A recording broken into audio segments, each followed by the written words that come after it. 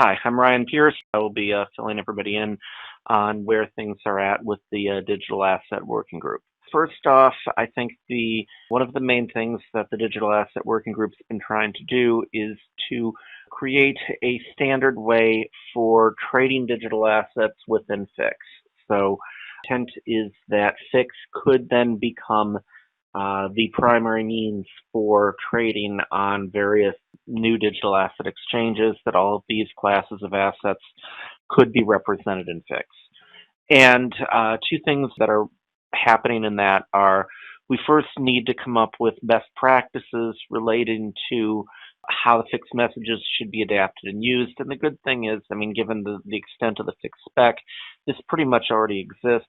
Very little is needed to actually adapt FIX to be able to trade digital assets. An article published in FIX Global that I authored pretty much documents that. So we do have ongoing work around trying to create best practices guides for buy side to sell side and for exchange specifications. But the big missing link that we found in this was that there is no standard for no globally recognized standard for identifying digital assets. So the concept of, for example, an ISIN, a CUSIP, a CEDAL, those don't exist, and hard to make that exist because digital assets are created outside of central authorities. I think this point is something I can't really stress enough, that with traditional assets, you have issuers and you have authorities. So the state of Delaware has a record that Microsoft Corporation is incorporated. They have a registered agent on file with the state of Delaware. You can go there, you can find the minutes of their board meetings, you can find that they issued stock. And so you have sort of a chain to go down with that. That doesn't exist for digital assets. So FIX has been working with ISO, TC68, SC8, the reference data group, has created something called Working Group 3 that was originally trying to create sort of a second tier list of digital currencies, but now the scope of that has basically been extended to all fungible digital assets. And so the spec we're now creating is something called DTI, Digital Token Identifier, and I've been working very closely with ISO WG3 around the DTI spec. And the plan is that this is something, it's a two-part standard.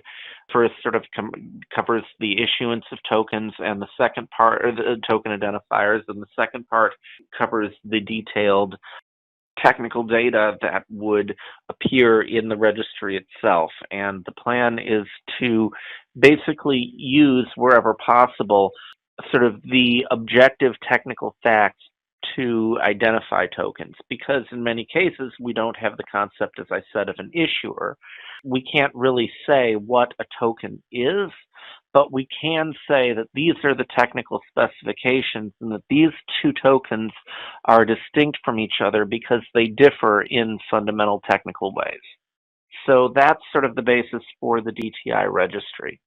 And the plan right now is to have a RA, or registration authority, appointed by ISO SC8 that would maintain that registry.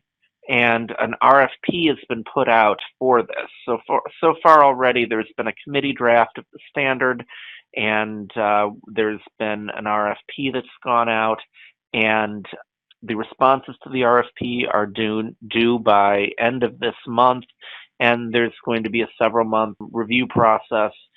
Basically, within a couple months, we should know who the RA is going to be, and the final standard is going to be circulated for approval. So the intent is that by next year, everything will be in place, and by mid next year, the registries should be able to launch and go live.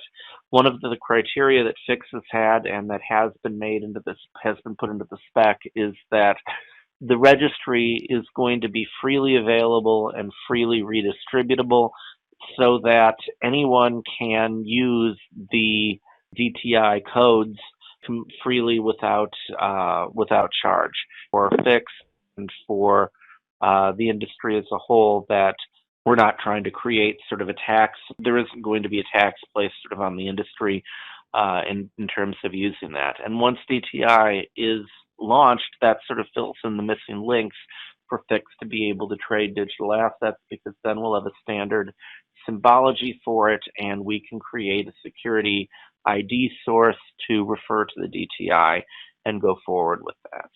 So that's sort of the major initiative. So, I mean, we are also watching other initiatives. For example, there's some question over whether the CFI codes are going to be able to support taxonomies for digital assets. A new organization called Interwork Alliance has just launched early this month, and they have a pretty much full-form taxonomy for digital assets, and they are also somebody that I think we should be watching very closely in the space as well. That's primarily what our focus has been within the working group, is we want to push the ISO initiative forward. We're looking at basically getting speakers, getting people interested in providing information to the digital asset working group, so that it can be more of value to members in terms of providing useful information for people within the industry.